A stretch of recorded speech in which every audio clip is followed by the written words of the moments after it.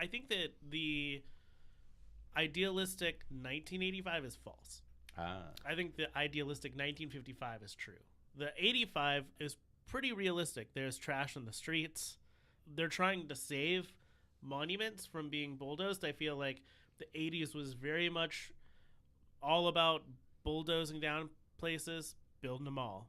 Especially like in a town center like that where like there were all these little shops all around, the area. Those shops would have been gone in 1980s. We're just now seeing that resurgence of kind of like the small town shopping area. We're definitely seeing that in the past decade. But the 1955, the mayor, who, is African American Right. in 1985, and then he works in the soda shop in the 50s, and they give him the little moment of like, yeah, right, like a black guy could be mayor, and he's like, I could be mayor. That conversation, that scene probably would not exist for real, and I would assume that being the only black guy that you see in town, besides the band, he would be probably much more bullied than he is. It just seems much more of like a happier place, Right. which I guess like that's the movie wants you to assume that 1955 was better than 1985, Right. to a certain extent, but they should probably be a little bit more similar than they are. I agree with you, Josh. I think I remember seeing the movie and feeling then in 1985 like this feels like life. It's one of the reasons it resonates so much. It doesn't feel that far off. It feels like this fantastical, super fun adventure that could happen to me. What do you think about 1955? It does seem a little too idealistic. It does seem like it would be more racist, more aggressive in certain areas. They are showing some of that, right? Because the kids chasing Marty when they encounter the band after they throw Marty in the trunk, and they give a racial slur to the guy, and like, who you calling? And then they kind of. So there's like hints at that, but it doesn't seem.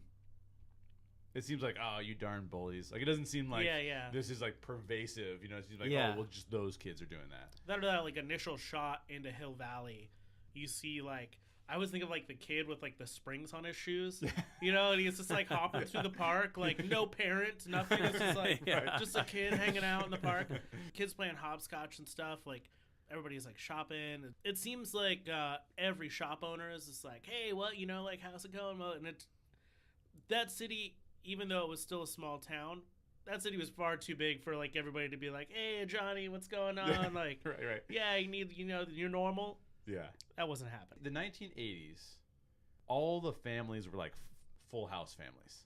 You had all the yuppies, and it's very glorified, like as if the 80s were this really time of like economic thriving. It's like a pretty nice place, and he's like skateboarding around, but the 80s were when there was massive crack cocaine issues in Los Angeles. Yeah. And there was Bloods and Crips just going at it in the street. Once you get into the later 80s, it is the peak of gang warfare, of drugs, of just delinquency in general. Exactly. I see what you're going at there, but I think when you take the context of what Hill Valley is and what the average American experience is, downtowns typically were a little bit trashier. There was trash in the streets. Sure. There were homeless people sleeping on benches, which we see. Sure. But then, you go to the suburbs of that, which is where Marty lives. Right. And it tends to be more materialistic. You see some stuff, left over from the 70s. Yeah. Some furniture and stuff, but a lot of stuff is trying to get updated. Everybody's trying to buy the next latest and greatest thing so they can keep up with the neighbors. Yep. We do see that in the film. I guess one way to put it is that there was a big dichotomy in the 80s between those who were experiencing issues and those who were thriving. And then if you were looking at 1955, it's more idealized, because if you were to look at most places in the 50s, you would have had separate bathrooms. Right. You would have had more segregation than what the film really acknowledges. Right. And that was American life. And you were seeing, tensions building there across the U.S. Yeah, absolutely. So I think that's part of why the movie's so timeless, too, because I look back at my life and living in the 80s, and my life doesn't seem dated when I look back and live and think of experience in the 80s, because things are dated when you have heavy references to fashion or pop culture or anything fad or trendy that's going on around that time.